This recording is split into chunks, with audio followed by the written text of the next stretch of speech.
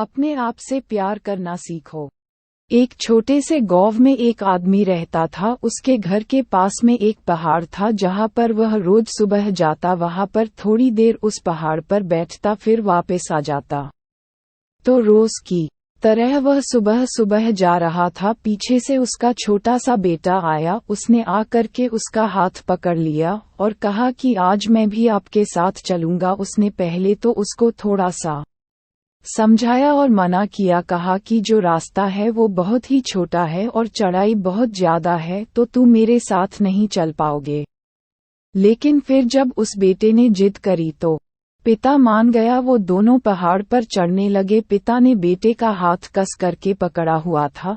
Left side में पहाड़ थी और राइट साइड में खाई थी और रास्ता बहुत ही छोटा था। वो पहाड़ की चोटी तक पहुंचने ही वाले थे, तभी रास्ते में एक बड़ा सा पत्थर आया। क्योंकि पिता उस रास्ते से रोज आता था तो उसको पता था कि वहां पर पत्थर है, तो वह साइड से निकल गया। लेकिन जो बेटा था उसका ध्यान कहीं और था, तो उसका घुटना जा करके उस बड़े से पत्थर से टकरा गया।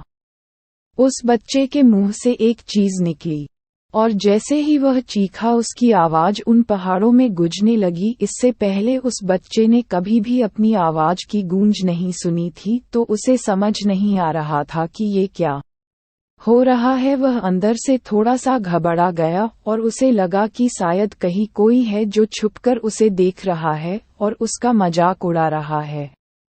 फिर उस बच्चे ने बोला, कौन हो तुम? तो जब उस बच्चे ने उस गूंज को सुना तो उसे गुस्सा आ गया। उसे लगा कि कौन है ये जो मेरा मजाक उड़ाए चला जा रहा है। फिर उसने गुस्से से कहा कि मैं तुम्हें छोड़ूंगा नहीं। और फिर जैसे ही उसने उस गूंज को सुना वह घबरा गया। उसके पिता समझ गए थे कि क्या हो रहा है।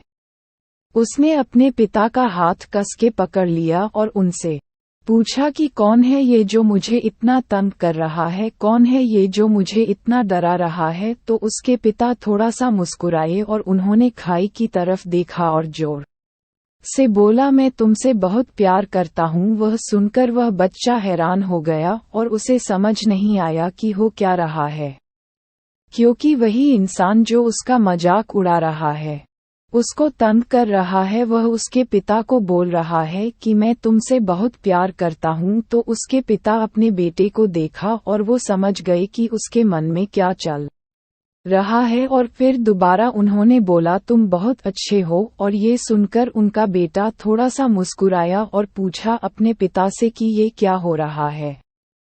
फिर उसके पिता ने अपने बेटे को समझाया, ये जो आवाज तुम सुन रहे हो ना, ये किसी और की नहीं है, ये तुम्हारी ही आवाज है जो कि पहाड़ों में गूंज रही है और तुम्हें अपनी ही आवाज सुनाई दे रही है। जैसे तुम बोलते हो ठीक वैसा ही तुम्हें सुनाई देता है। अगर तुम गुस्से से कुछ कहोगे तो पलट करके जो आवाज आएगी उसमें भी गुस्सा होगा, लेकिन अगर तुम कुछ अच्छा कहोगे तो वो आवाज भी अच्छी होगी।